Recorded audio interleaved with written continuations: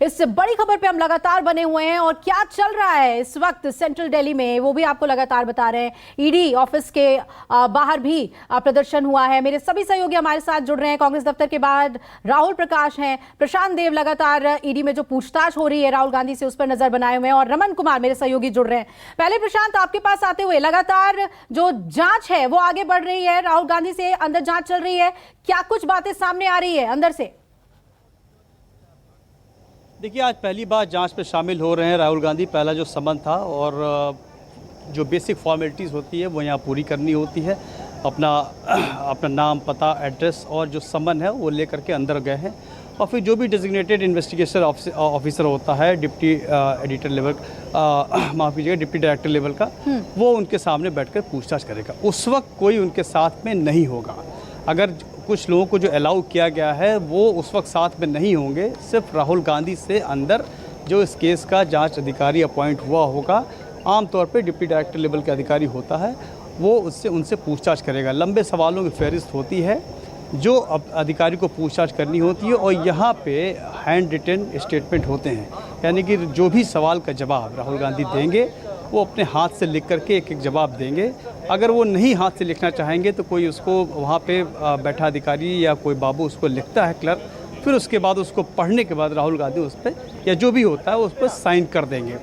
इस तरीके से पूछताछ होती है और जो इस केस में हवाला के तहत जो मामला दर्ज करने के बाद प्रवर्तन निदेशालय ने राहुल गांधी को समन किया है कि किस तरीके से जो ट्रांजैक्शन है प्रॉपर्टी ट्रांजैक्शन हुआ, उसमें ये आरोप है कि इसमें हवाला हुआ। इसीलिए इसमें जब इनकम टैक्स ने अपनी जांच पड़ताल की, फिर कोर्ट में मामला गया, तो फिर जब ईडी ने भी इसमें केस दर्ज किया तो उसी हवाला कानून के तहत जो सवाल हैं कि ये प्रॉपर्टी आपने कहाँ से ली, कैसे आप शेयर होल्डर बने, तमाम तरह के जो सवाल हैं उसका जवाब, यानी मनी लॉन्ड्रिंग से जुड़े जितने आरोप हैं उस पर जो उनसे जवाब लिया जाएगा वो लिखित पर होगा। प्रशांत, बने रहिएगा, कुछ और तथ्य भी आपसे समझेंगे। और ठीक कांग्रेस ऑफिस के बाहर राहुल और रमन कुमार जुड़े हुए हैं। राहुल, आप जहां पर मौजूद हैं वहां पर क्या एक्टिविटी इस वक्त? ज्यादातर जो सीनियर नेता है और जो कार्यकर्ता है वो हिरासत में लिए गए?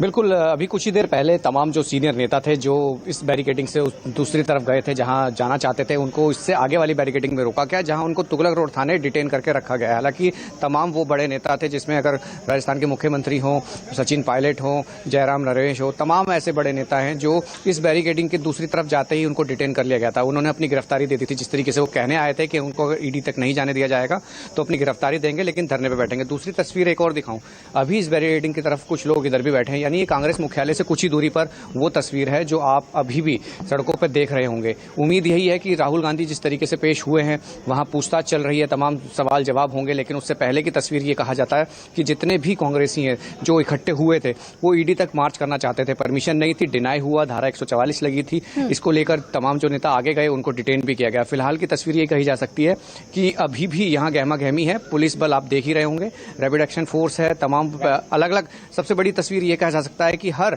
कुछ ही दूरी पर बैरिकेडिंग है, यानी बैरिकेडिंग का जो सिलसिला, यानी जो डिप्लॉयमेंट है वो काफी हैवी की गई थी। यानी साफ था कि कांग्रेसी तमाम जो इकट्ठे होंगे वो भारी संख्या में हो सकते हैं, तो ऐसे में व्यवस्थाएं तमाम की गई हैं। अकबर रोड को पूरी तरीके से ये कहा जाए कि छावनी में तब्दील करने की कोशिश की गई थी। बावजूद इसके कांग्रेसी कुछ इकट्ठे हुए, कुछ गए भी थे, उनको डिटेन किया गया था।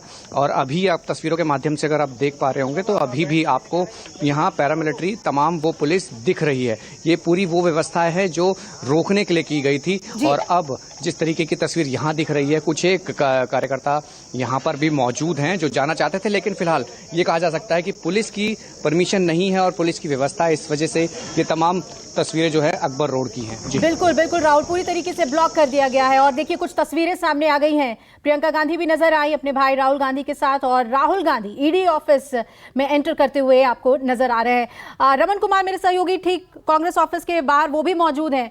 रमन, ज्यादातर सीनियर जो नेता हैं वो डिटेन कर लिए गए, अब आगे की रणनीति क्या है कांग्रेस की?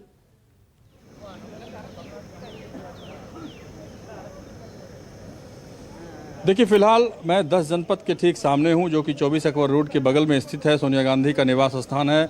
और आप देख सकते हैं जिस तरीके से दिल्ली पुलिस के जवान भी सुस्त हैं और वो भी इंतज़ार कर रहे हैं कि किस तरीके से यहाँ पे अगला उनको आदेश मिले। बैरिकेटिंग भले ही लगाई गई है, लेकिन बैरिकेटिंग को थोड़ा सा अब ढीला कर दिया गया है। लोग आ रहे हैं।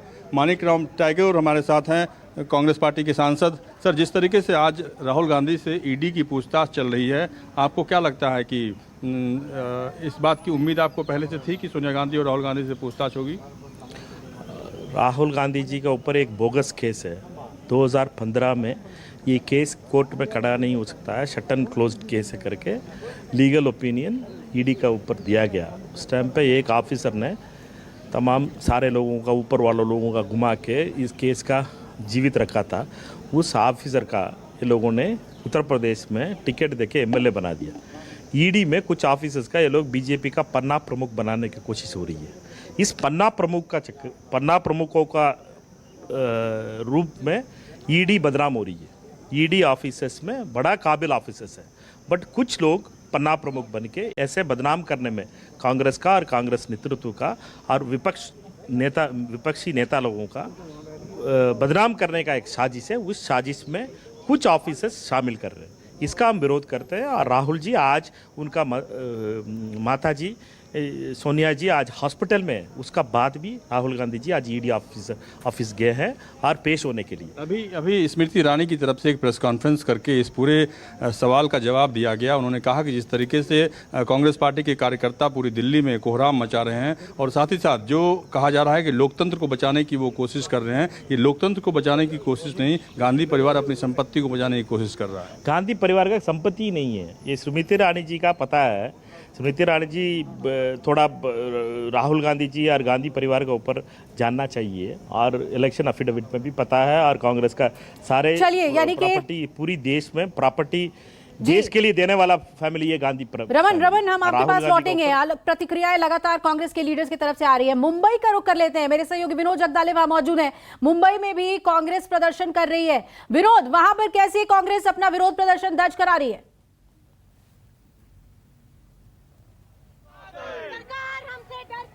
देखिए, मैं बात करूं मुंबई के बारे में तो मुंबई में आज बड़ा विरोध प्रदर्शन कांग्रेस पार्टी की तरफ से होने जा रहा है। देखिए, पीछे भी कांग्रेस कार्यकर्ता को बड़े पैमाने पर आपको नजर आएंगे। तमाम कांग्रेस के जितने भी विधायक हैं, महाराष्ट्र के सबसे ज्यादा विधायक इसी विरोध प्रदर्शन में मौजूद है। देखिए, प्रणीति शिंदे हमारे साथ मौजूद है, विधायक कुणाल भी हमारे साथ मौजूद है। कुणाल पाटिल जी, क्या कहेंगे? आज के विरोध प्रदर्शन काफी उग्र लग रहा है। आज कांग्रेस का हर कार्यकर्ता पूरे देश में आज रास्ते पे आ गया है। जिस तरीके से केंद्र की सरकार और मोदी जिस तरीके से कांग्रेस के कार्यकर्ताओं को, कांग्रेस के नेताओं को दबा रहा है, ईडी की इंक्वायरी लगा रहा है और जो केंद्रीय यंत्रणाओं का वापर किया जा रहा है, उसका विरोध करने के लिए रास्ते पे आया। आज हमारे नेता राहुल गांधी को बुलाया है, एक पूरा मामला उकेर के उसमें उनको बुलाया गया है। इस बात का जवाब मोदी को और उसकी सरकार को देना पड़ेगा, और पूरा कांग्रेस का कार्यकर्ता पीछे हटने वाला नहीं है। ये सरकार ने ध्यान में रखना। सैकड़ों कार्यकर्ता ईडी दफ्तर के सामने मौजूद है हमारे साथ। चलिए विनोद, हम आपके पास लौटेंगे। मुंबई में भी कांग्रेस कैसे अपना विरोध प्रदर्शन जता रही है, वो तस्वीर आपको दिखाएंगे। तमाम मेरे सहयोगी हमारे साथ बने हुए। एक छोटे से ब्रेक के लिए यहाँ पर रुक रहे हैं। बने रहिएगा न्यूज़ 24। नमस्कार, मैं हूं मानक गुप्ता। अगर आपको हमारा ये वीडियो पसंद आया हो तो इसे लाइक और शेयर जरूर करें, और हाँ, हमें सब्सक्राइब और फॉलो करना ना भूलें, ताकि आप देश और दुनिया की कोई खबर मिस ना करें। तो जुड़े रहिए हमारे साथ और देखते रहिए न्यूज़ 24।